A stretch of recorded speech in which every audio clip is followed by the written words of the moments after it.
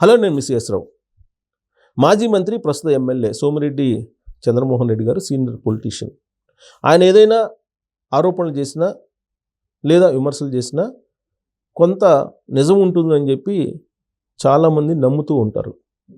ఇప్పుడు తాజాగా ఆయన చేసినటువంటి ఆరోపణలు కనుక తీసుకుంటే, జగన్మోహన్ రెడ్డి గారు తన జల్సాల కోసం 5,000 కోట్ల రూపాయలు ఖర్చు పెట్టారు 2019 నుంచి 2024 వరకు అనేది ఆయన అసెంబ్లీ వేదికగా లేవనెత్తినటువంటి అంశం.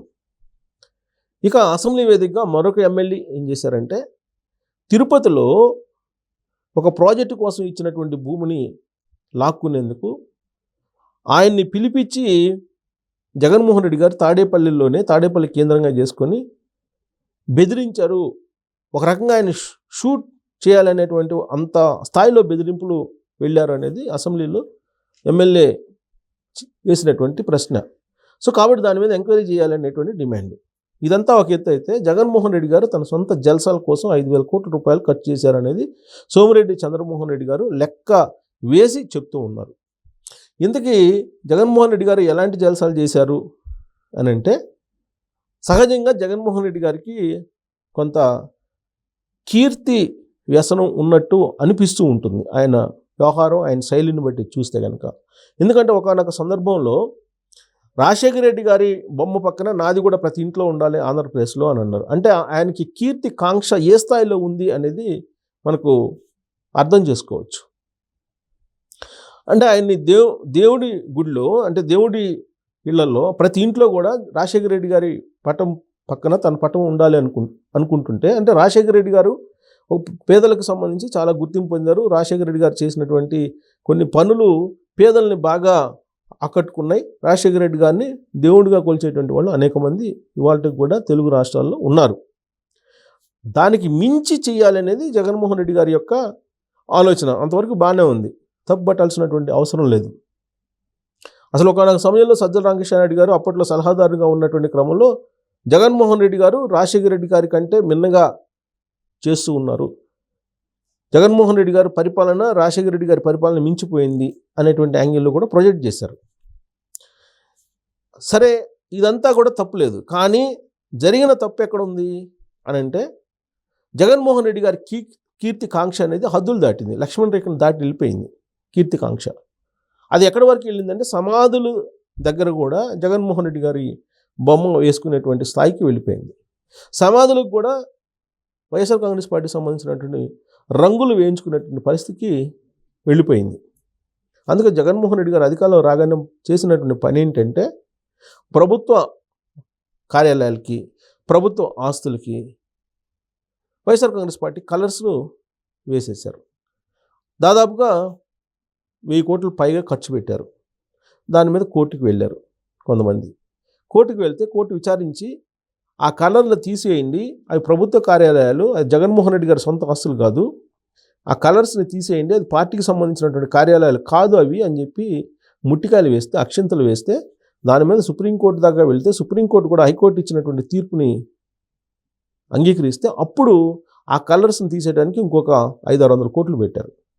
అంటే దాదాపు సుమారుగా 1,600 కోట్ల రూపాయలు రంగులు వేయడానికి, రంగులు తీసివేయడానికి ఖర్చు పెట్టారు. అంటే ఇదంతా కూడా ఎవరి ప్రాపకం కోసం? జగన్మోహన్ రెడ్డి తన ప్రాపకం కోసం, తన సొంత ఇమేజ్ కోసం ఖర్చు పెట్టినటువంటి డబ్బు. ఆ డబ్బు ఎవరిది? జగన్మోహన్ రెడ్డి గారి సొంతదా? కాదు, ప్రజలకు సంబంధించినటువంటి డబ్బు, ప్రజలు పన్ను రూపంలో చెల్లించినటువంటి అమౌంట్.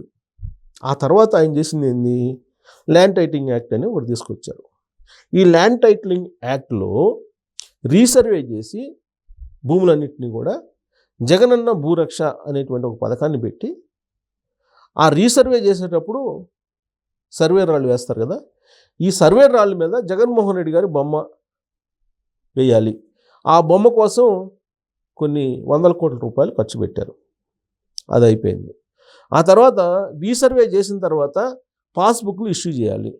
ఆ పాస్బుక్ల మీద జగన్మోహన్ రెడ్డి గారి బొమ్మ ఉండాలి, వైఎస్ఆర్ కాంగ్రెస్ పార్టీ కలర్స్ ఉండాలి.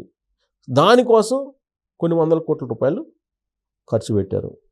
ఇలా అటు 3 కలర్ల కోసం కానీ, జగన్మోహన్ రెడ్డి గారి బొమ్మ కనిపించడం కోసం కానీ ఇటు చూసినా కానీ ఆయన బొమ్మ కనిపించేలాగా ఏర్పాట్లు చేసుకున్నారు ఆయన. అసలు ఇంకొకళ్ళ బొమ్మ ఆంధ్రప్రదేశ్లో కనపడకుండా 360 డిగ్రీల్లో ఎటు చూసినా కానీ జగన్మోహన్ రెడ్డి గారి బొమ్మే కనిపించేలాగా ఏర్పాటు చేసుకున్నారు. ఇళ్ళకి పోయి స్టిక్కర్స్ వేయటం, జగన్మోహన్ రెడ్డి గారి స్టిక్కరు, జగన్మోహన్ రెడ్డి గారి బొమ్మ. అలాగే జగన్మోహన్ రెడ్డి గారికి సంబంధించినటువంటి బొమ్మలు ప్రైవేట్ ఆస్తుల మీద కూడా వేయించేటువంటి ప్రయత్నం, ఇవన్నీ కూడా జరిగాయి. లాస్ట్కి ఏ స్థాయికి వెళ్ళిందంటే ఆయన పరాకాష్ట, ఆ కీర్తి కాంక్ష అనేది పరాకాష్ఠకి చేరి ఆడుదాం ఆంధ్ర అనేటువంటి ఒక కార్యక్రమం పెట్టారు. ఆ కార్యక్రమంలో బ్యాటు, తర్వాత బ్యాగు, ఈ ఆటకు సంబంధించినటువంటి కిట్స్ అన్నీ ఇస్తారు కదా, క్రికెట్ కిట్లు అన్నీ ఇస్తారు, క్రికెట్ కిట్లు కానీ లేదంటే వాలీబాల్ కానీ ఇవన్నీ.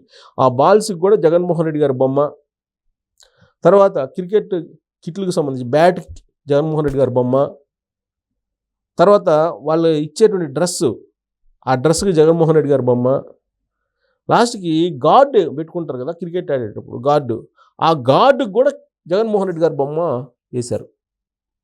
అంటే ఏ స్థాయిలో పరాకాష్ఠకి వెళ్ళిపోయింది ఆయన కీర్తికాంక్ష అని అంటే, కీర్తికాంక్ష లేకపోతే అది పొలిటికల్ స్ట్రాటజీనో మరి వాళ్ళ ఉద్దేశం ఏంటో కానీ అసలు ఉండరాని చోట జగన్మోహన్ రెడ్డి గారి బొమ్మల్ని పెట్టేటువంటి స్థాయికి వెళ్ళిపోయింది అది. లాస్ట్కి తన తండ్రిని మరిపించడానికి రాజశేఖర రెడ్డి గారి బొమ్మని తీసేయించేశారు. వాళ్ళ పార్టీకి సంబంధించినటువంటి మేనిఫెస్టో బుక్లో తీసి పడేశారు. అలాగే వాళ్ళ టీవీలో ఇవన్నీ కూడా చాలా చేశారు. నవరత్నాలకు సంబంధించినటువంటి ఆ మేనిఫెస్టో బుక్లో కూడా రాజశేఖర రెడ్డి గారి బొమ్మను తీసేసి కేవలం జగన్మోహన్ రెడ్డి గారి బొమ్మ కనిపించేలాగా వేసుకున్నారు. సరే, అది ప్రైవేట్ వాళ్ళ పార్టీ కార్యక్రమం అనుకుందాం.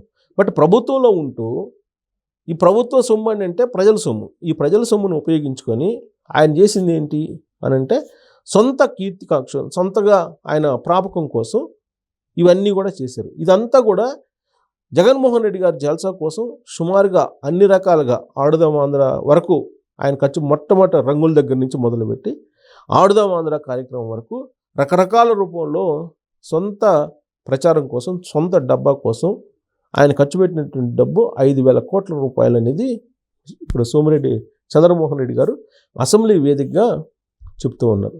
మరి ఈ 5,000 కోట్ల రూపాయలని మళ్ళీ రాబట్టాలంటే రాబట్టేటువంటి పరిస్థితి ఉండదు. ఇది ప్రజాధనం. కానీ మళ్ళీ రాబట్టేటువంటి అవకాశం కానీ రాబట్టేటువంటి ప్రయత్నం కానీ చేసినా కానీ అది వర్కౌట్ అయ్యేటువంటి పరిస్థితి లేదు.